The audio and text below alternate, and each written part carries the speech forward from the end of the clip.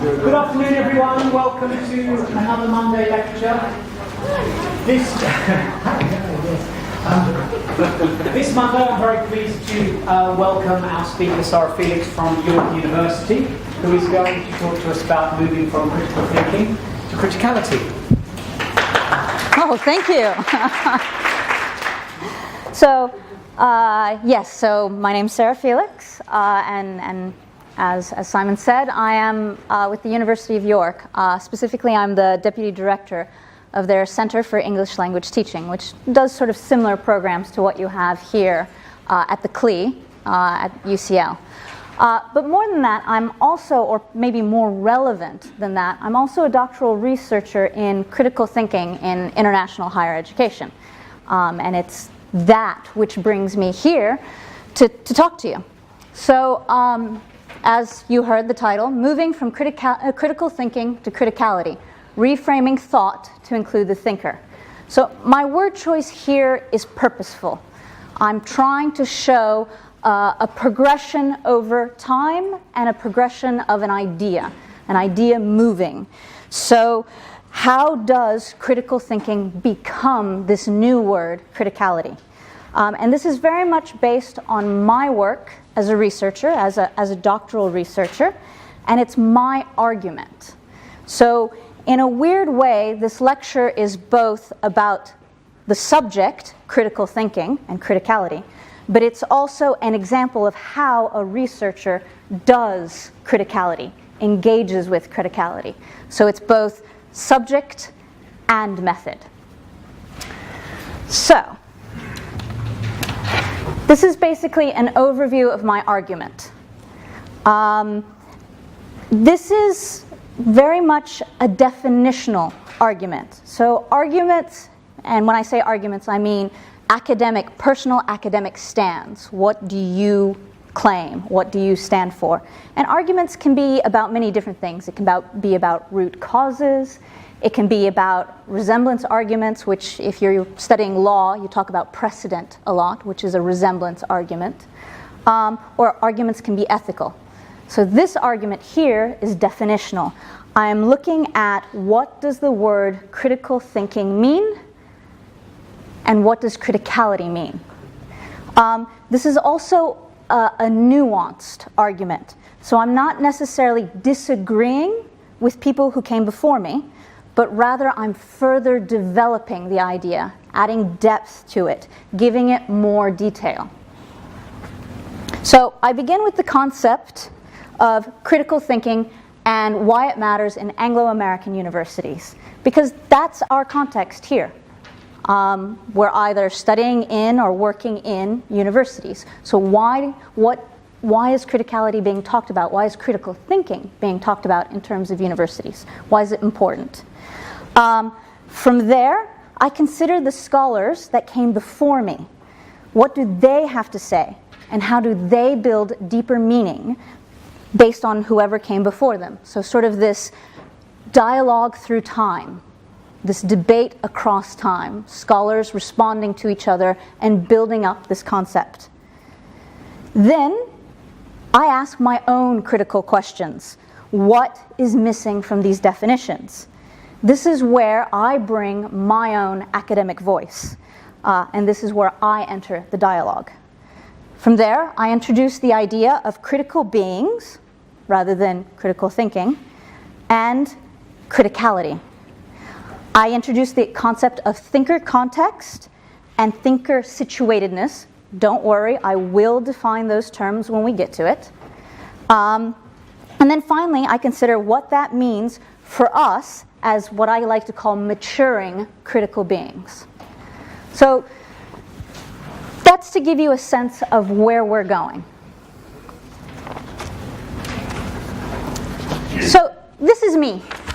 This is me as a universitied person.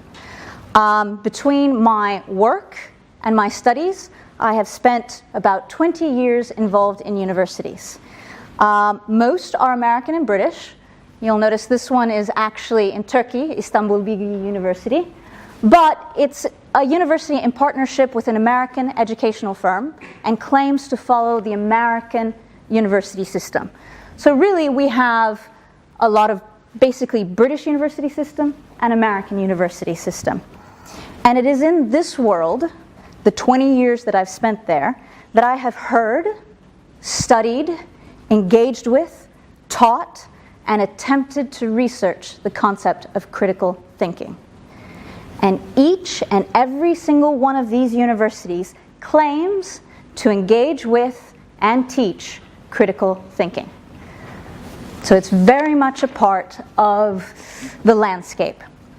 Now, we're going to look at a little more detail as to why British and American universities are so sort of forceful when they say this. I'm going to start with the UK setting. So in the UK, there's an association called the Quality Assurance Agency, and they're tasked with maintaining quality. They set out the standards for all university programs, they ensure all programs are set at the right level for degrees, and they even make sure that every year of a degree program is set at the right level.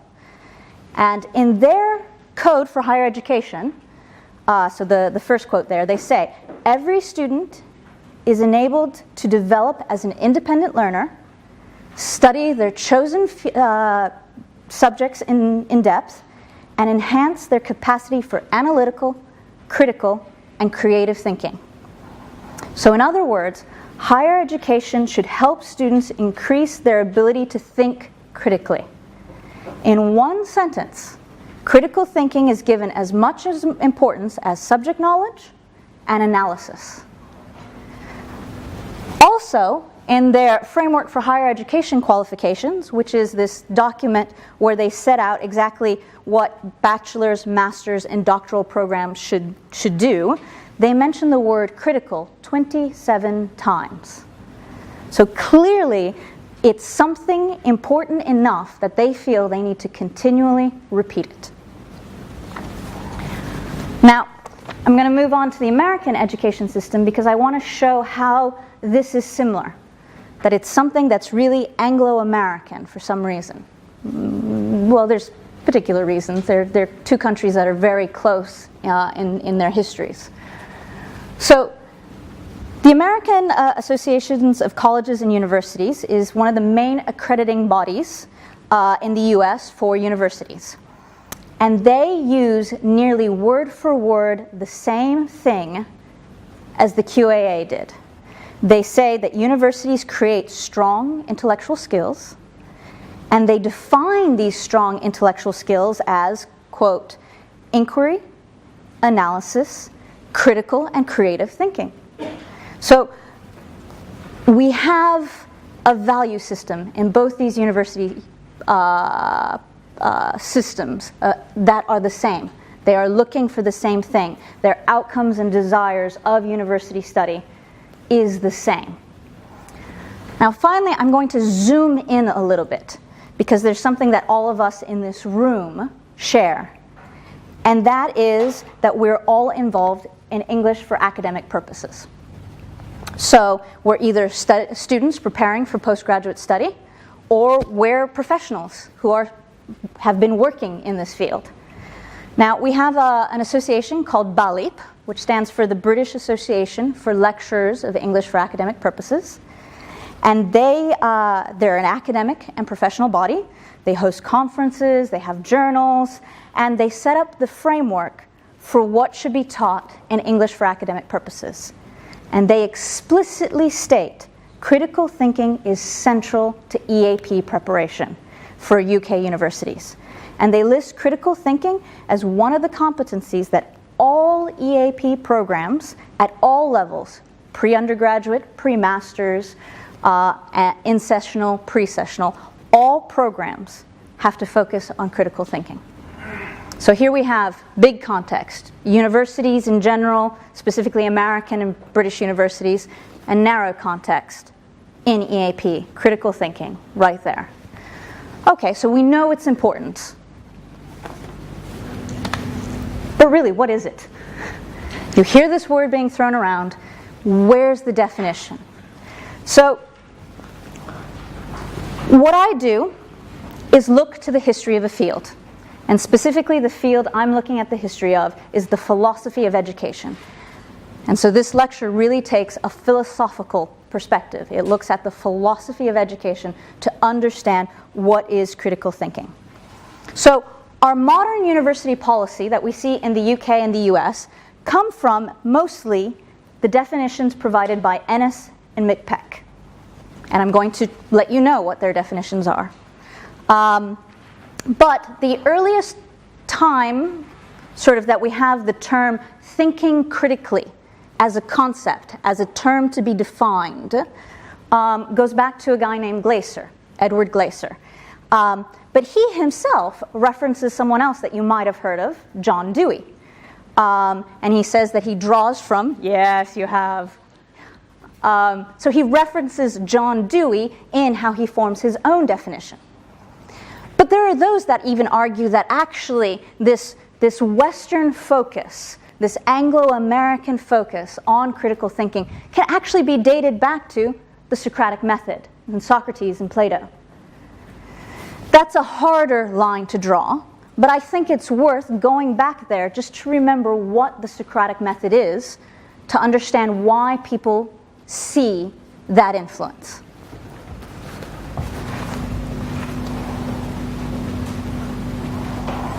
So, the idea here, under the Socratic method, is that students and teachers engage in dialogue.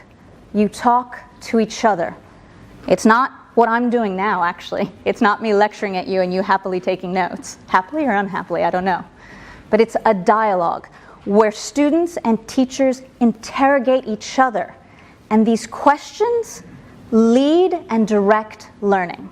So it's through questions and questioning each other that you learn and you develop your thinking.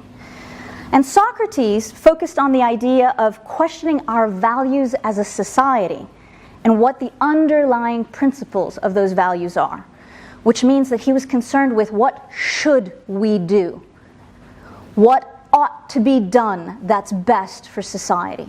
That's really where his emphasis was, on this notion of the best moral decisions that we can make. And the Socratic method, and Socrates himself, was especially concerned with understanding depth and complexity. So he didn't want to simplify ideas. He didn't want to make them as simple as possible, as clear to understand. He wanted to understand all the different factors and how complex they were and difficult they were and how everything related to everything else. The idea being, if you could understand the complexity of an idea, your answer of what we should do would be better. So that's the Socratic method. And since I know you've read a little Dewey, hopefully, I'm hoping that you look at this and you see a little bit of what might have influenced Dewey. Now, before we get to Dewey, I want to pause for a moment, because this lecture focuses, in a way, on Western philosophy, because it's about Anglo-American universities, which therefore would be influenced by Western philosophy. But I want to make an aside about Eastern philosophy, because there is a way of understanding critical thinking from a different perspective by looking at Eastern philosophy. So what we have here is Confucius, right? And these are two quotes from Confucius, translated by Kim, that offer some insight into his own view of learning and thinking, right?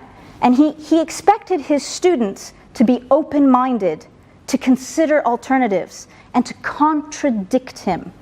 And this notion of contradiction is actually quite similar to the Socratic method, because it's in contradiction that you begin to understand the differences of views and where these differences of views come from.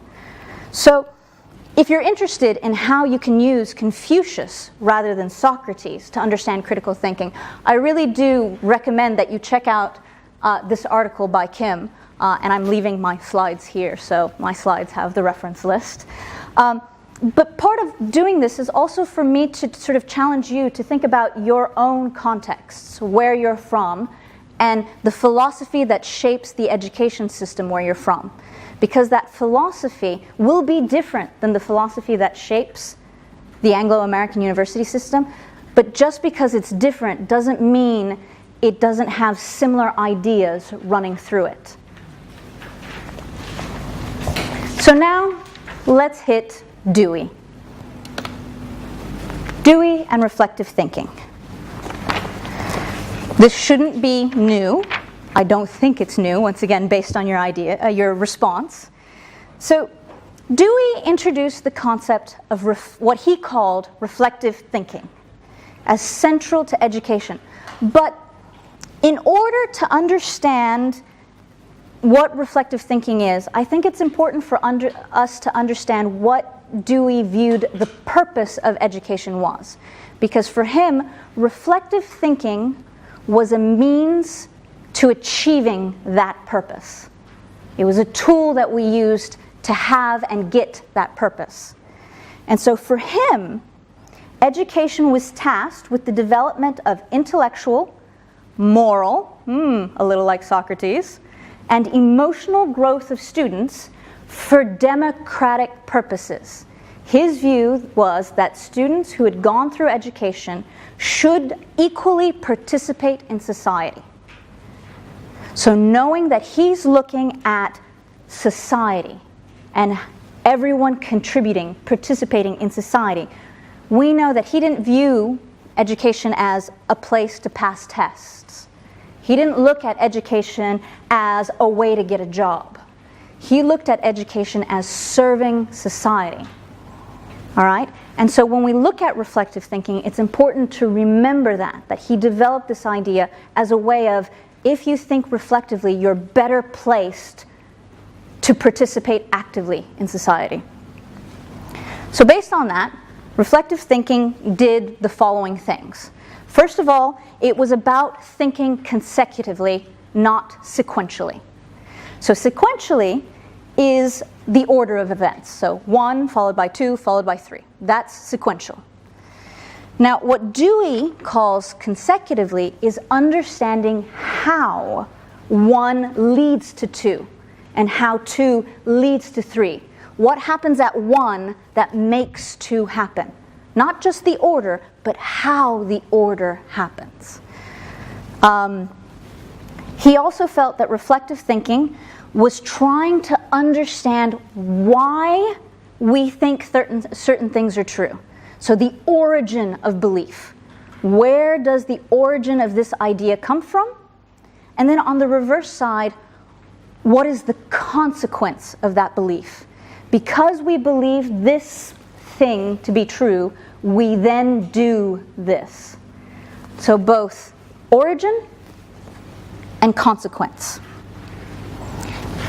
And I think most importantly with Dewey, he was really interested in knowing how theoretical knowledge, how what we believe to be true looked like when we considered evidence, when we considered fact. So the idea is you have a theory of how the world works. It can be subject specific, it can be general, a theory. And based on that theory, you have facts. And do the facts hold the theory up? Or is there a misalignment? And if there is a misalignment, why? Where did that come from? And if there is a misalignment, how do we change the belief to now match the facts? So this is really where sort of reflective thinking is. It's really connections between things and why that is. Now, Dewey states what he calls sub-processes, that we have 2 sub-processes that we need to be able to think reflectively. I would personally have chosen a different word than sub-processes. I probably would have called them characteristics or qualities. So a reflective thinker needs to have these qualities in order to do reflective thinking. And the first of these qualities is to engage all knowledge with perplexity, hesitation, and doubt. So what does perplexity mean? Perplexity is to be very puzzled, to be confused. So this means that he felt all reflective thinkers had to be puzzled by knowledge. They looked at ideas, they looked at beliefs, and they were confused. And because of that puzzledness, they wanted to understand it. And then the second is a desire to corroborate or nullify propositions, right? Corroboration or nullification. So to corroborate, forgive my pronunciation here, to corroborate is to find evidence to validate, evidence to prove it's true. So how do we find evidence to prove this idea is true? And then to nullify is the opposite, to find evidence to prove this is wrong. So to be a reflective thinker, you need these two desires or qualities. The quality of looking at knowledge and immediately sort of going, why? And then the desire to prove it's right or wrong. Now, the assumptions here is that all knowledge is logical, reasoned, verifiable, and questionable. That's the only way this works. And it also means that he assumed there was a universal truth that could be discovered, that you could go out there and you could discover the truth. You could find enough evidence to prove something was true or to prove something was false.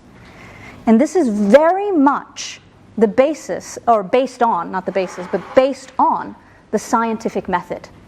What he's describing here is influenced by that scientific method. You go out, you find evidence, you get enough evidence, you can form a theory of how the world works. From him, we hit Edward Glaser, and the first person to coin the term. You know, you had people talking about being critical or there's a need to critique ideas, but to use the actual term, thinking critically, as a term, and critical thinking, it really goes to Edward Glaser.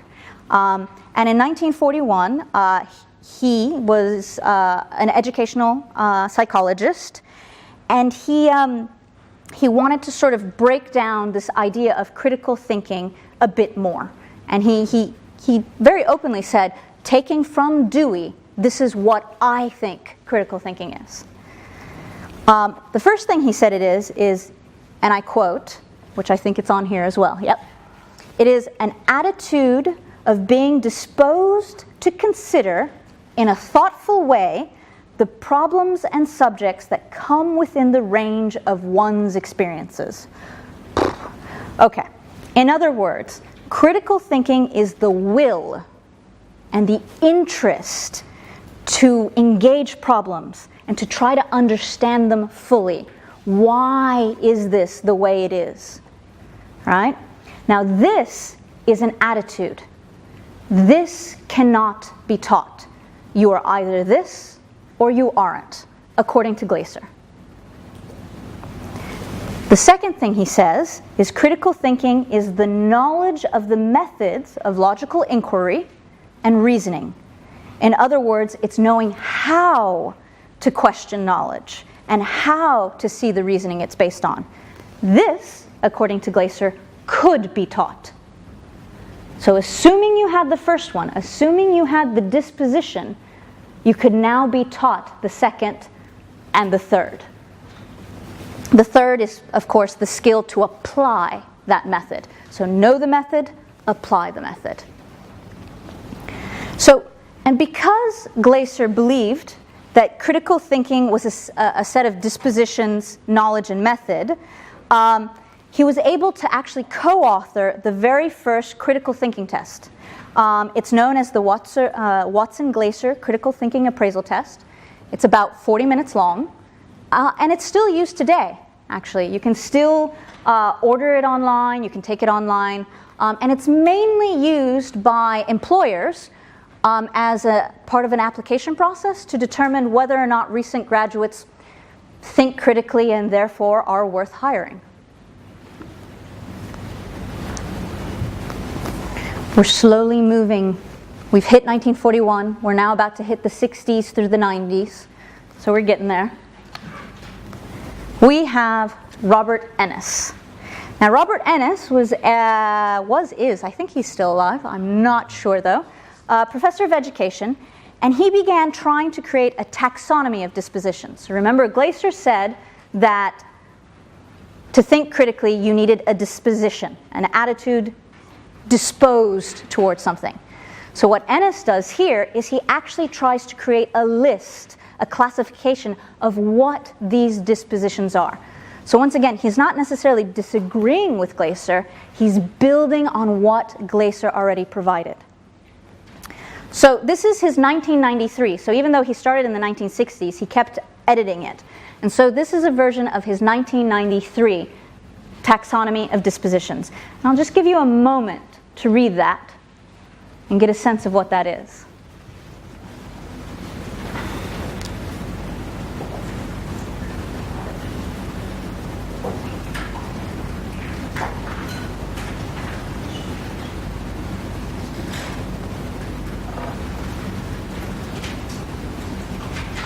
Does this look familiar to you? Oh, good. I'm saying nodding for a moment there. Yes, it should. This is the basis of all academic arguments. Every essay you write as a student, every academic article that's written by scholars, every academic presentation requires academics and students to engage in these 10 dispositions. We, yes, we, all of us in this room, are expected to judge the sources of knowledge. We aim to identify the conclusions made in these sources, as well as our own conclusions.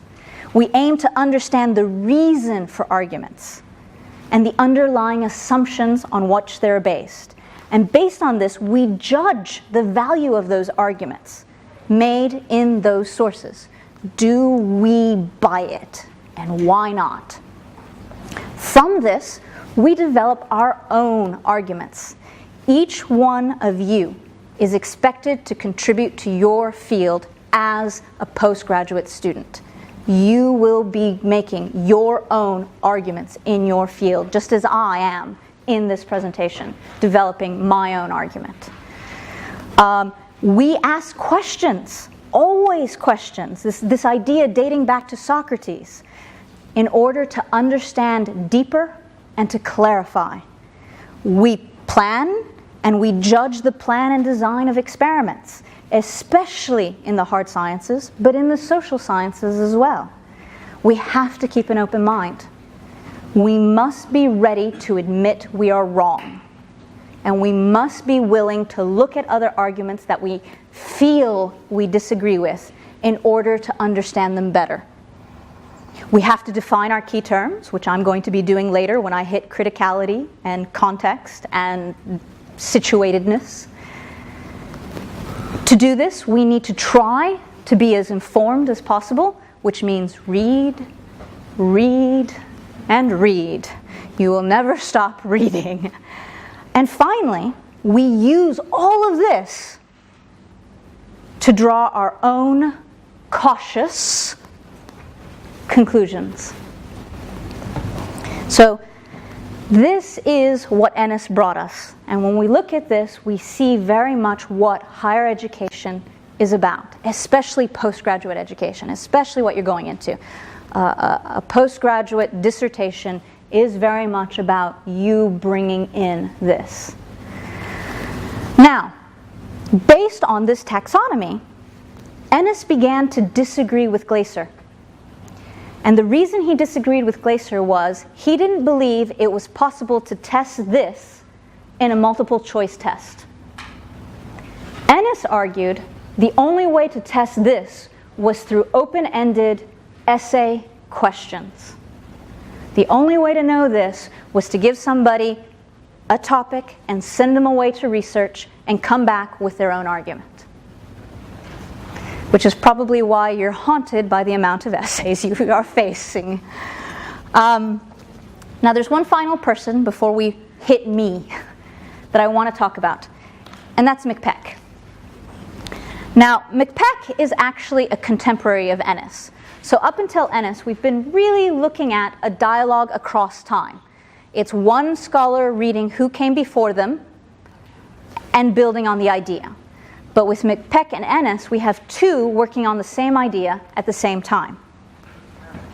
And while McPeck agreed with Ennis in terms of his taxonomy, he said, yes, those 10 things are right, he disagreed with him on one thing. He felt that Ennis's notion of critical thinking was too generalist. McPeck felt that critical thinking was discipline specific. So in other words, knowledge, or as McPeck calls it, objects of thought, require an understanding of the field from which they are based, and therefore should only be critically engaged with from the confines of that field. Now, Ennis and McPeck never agreed on this. And if you're interested in sort of looking at an example of how scholars argue with each other through academic writing, I really suggest you actually look at the arguments that you get between Ennis and McPeck. Because you basically have McPeck writing his book in 1981, where he sets out why critical thinking has to be discipline specific. And then from there you have Ennis replying in 1989 saying, McPeck, you're wrong. And then you have McPeck writing back and basically saying, and I'm literally using his words, Ennis mischaracterizes my argument. Saying, you misunderstand, you misrepresent what I'm trying to say. And then McPeck continues to explain why disciplinary knowledge is important. And once again, after that, so we have the 1990 reply. After that, there's a 1992 reply from Ennis as well. So you really get this ongoing argument. Academic, though. It's not name-calling, it's really, your ideas are wrong because. Your ideas don't work because. And from here, this leads us to me, right? Where do I now, in 2015, fit in this ongoing debate across time? My aim is to engage and understand with the complexity of critical thinking. Much like Socrates wanted to address the complexity of ideas, so do I. So this is what we have oh, I skipped a bit. Well, actually, let's review this before we get into me. So what we have here is basically how each one built on each other. So Dewey came up with the idea of reflective thinking and set up sort of parameters. And based on those parameters, we have Glaser come in and he says, yep, I agree with those parameters, but I'm just going to break it down a little bit more by saying that it involves three things: a disposition, a knowledge, and an application. Then you have Ennis come in and says, okay, yes, there are dispositions. Here are the specific dispositions. And then finally you have McPeck enter the picture saying those dispositions need to be considered within their specific disciplines, so that the dispositions look different whether you're a biologist or a law student. And now we get to me. So this is what's here. This is what we know. We have a concept of what the object of thinking is. It's an idea. It's a problem. It's a puzzle. We have a concept of the act. It's a process of questioning and judging in order to deepen our understanding. We have a concept of the field of thinking. It's either interdisciplinary, if you're Ennis, or it's disciplinary specific, if you're McPeck. And we have a concept of the results, which is our own unique, informed, well-reasoned academic arguments.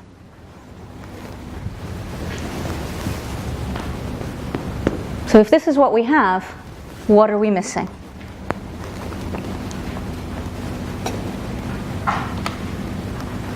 The thinker.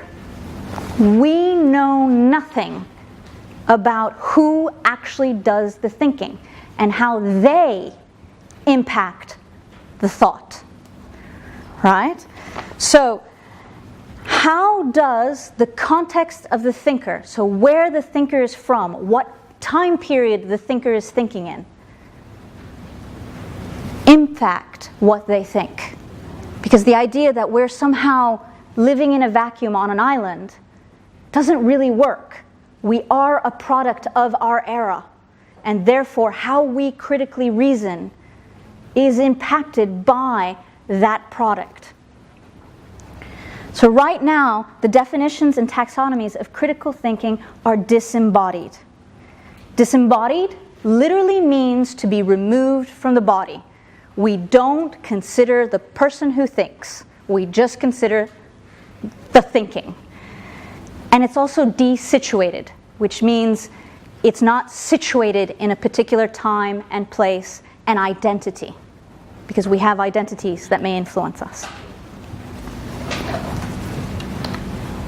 So this means, I argue, that higher education needs to look at creating critical beings, people who are engaged with criticality. So this is informed by Ron Barnett's work, who comes straight from the Institute of Education, just at the same university here. And he basically says that criticality is different from critical thinking because it includes the thinker and recognizes the importance of the thinker in how that person reasons.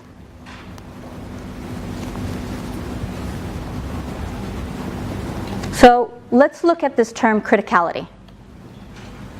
This is me from my dissertation.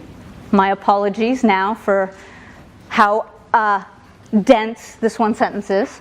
So critical thinking is no longer an so if we're looking at criticality, critical thinking stops being an objective act, decontextualized and removed from the thinker. It stops being this thing that will always be the same as long as we follow the process. And instead, it becomes framed by the subject that does the thinking.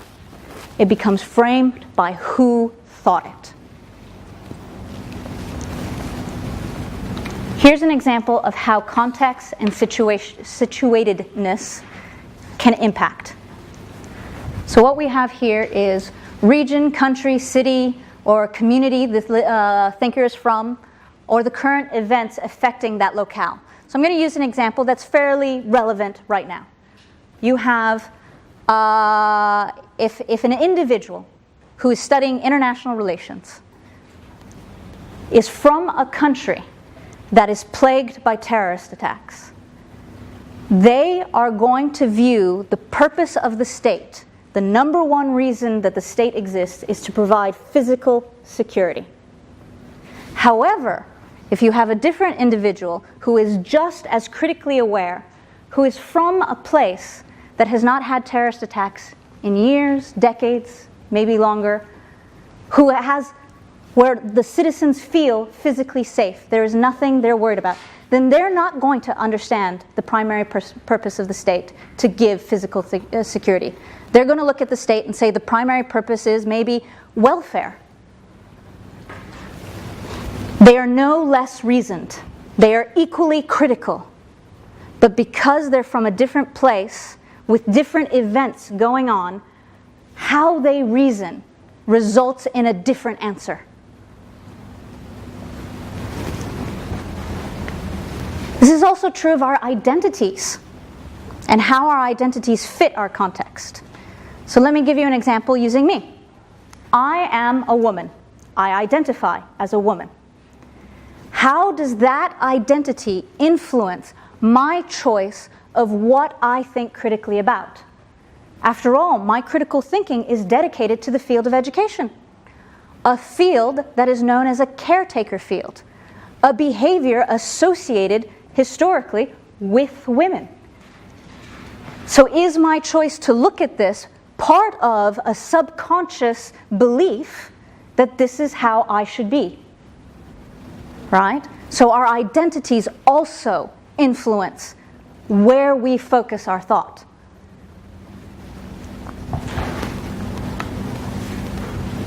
And this is why we need to be critical beings.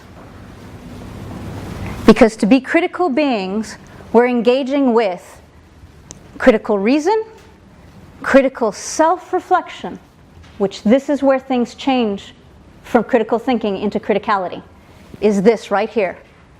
And then critical action. So the idea is we need these three things, not just the critical reason, not just the critical thinking, but we actually need the critical self-reflection as well, which leads to critical action. So critical reason, I hope we understand. Ennis, academic argument, critical reason. So what is critical self-reflection? Critical self-reflection, if I can find, yeah. So this is how we understand ourselves. So remember how I said our context and our identities impact how we see ourselves? Well, self-reflection is where we consider that, where we go, wait, am I thinking this way because it's just the logic? Or am I thinking this way based on my previous experiences? Has my previous education, an education system that may be completely different than what's going on here, influenced how I now understand this? Do I disagree with a particular argument based solely on the logic, or because it goes against my own values from the community I'm from, or the family I have, or what I just believe should be the values of a good scientist, a member of society, whatever. So it's looking at yourself and asking yourself, what is it that makes me respond this way? Here are some examples of questions. So, that you might ask yourself as a person engaged in critical self-reflection. How does my previous educational experience influence my choices in how I understand this text? So if you're reading an article. Why do I agree or disagree so much with this particular idea or author? What is it about me that makes me feel challenged or agree with this idea? And then the final one, how does this learning change and influence how I understand my own self? So see how this one loops back. So that critical self-reflection isn't just about how does who I am impact what I learn, but how does what I learn and what I think about impact me? It's a loop. And from there, we have critical action. Now, as students in a university, we have a lot of actions we're involved in. We have essays, presentations, seminars, practicals, self-study, collaborative projects. We're involved in a lot of action as university students. So what is it that makes this action critical? Well, simple really. Well, simple to say, not necessarily simple to do. What makes this critical is by engaging with critical reason. Have I logically thought out this action, and is this action shaped by my questioning, my evaluating, and my considering of what is logical? But also, is it shaped by your critical self-reflection? As in, have you taken into account who you are and why you think that way beyond reason to understand why you're making that argument? When we choose what we study, we are not simply making a logical choice. We are making a preferential choice. When we choose an essay title, or when we choose a stand on an essay title, chances are it is more than just a logical choice. There is a preferential choice you're making. When you speak in a seminar to share an idea, you have chosen that idea of all possible ideas for a reason. There's something there that attracts you to it. What is it and why? Where does that come from? And how does that, knowing that, help me express the logic of it better?